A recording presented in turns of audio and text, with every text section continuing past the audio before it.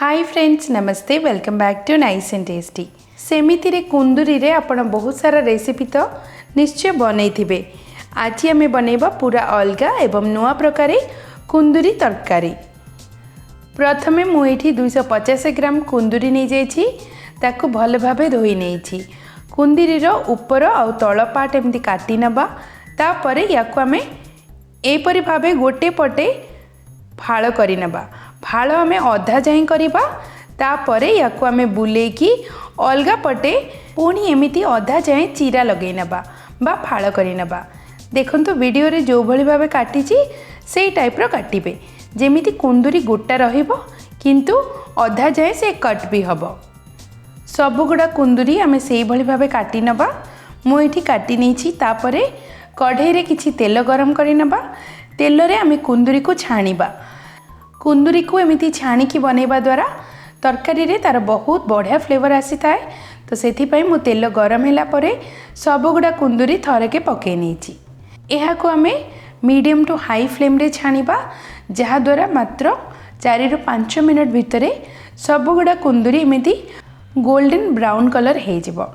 एही भाबे golden brown हेले आमे कुंदुरी को बाहर करि नबा। सब गुड़ा कुंदुरी मु प्लेट ऊपर को बाहर कर नहीं।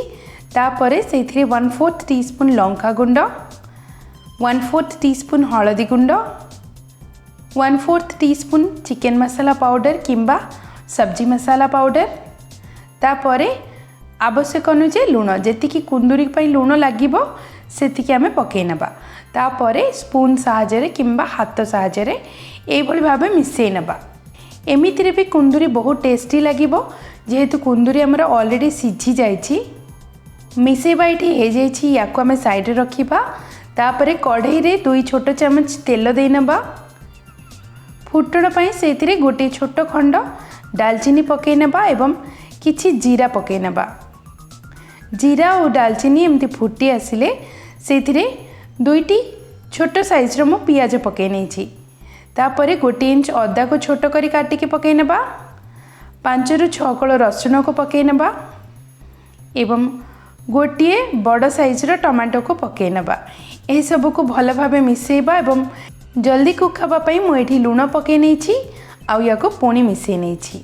मीडियम फ्लेम रे आमे याको 3 ରୁ 4 मिनट पई कुक करिबा। 3-4 मिनट परे देखंतु ए भली भाबे पियाज और टमाटो हमर अधा कुक हेछि, माने हाफ कुक हेछि। एही समय रे आमे याको प्लेट को बाहर करि नबा एवं एही सब मसाला को ठंडा हेबा पई देबा। एही सब भल भाबे ठंडा हिसाला परे छोट मिक्सर जार नहीं जिबा एवं एही मसाला को मिक्सर जार रे पके कि फाइन पेस्ट बने की रेडी करनबा। भल भाबे ग्राइंड करी कि मु एठी पेस्ट बनै नेछि। याको आमे साइड रे रखिबा।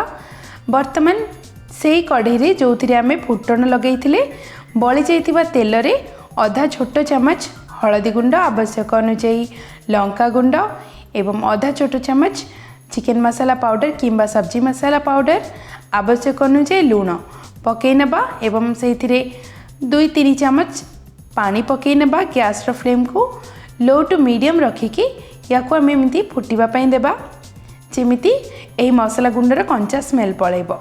तापरे आमे सेथिरे बाटिकी रखिथिबा पेस्ट पके नबा।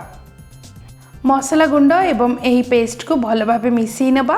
मिक्सर जार रे टिके पानी पकेकी ताकू भी आमे धोईकी पके नबा।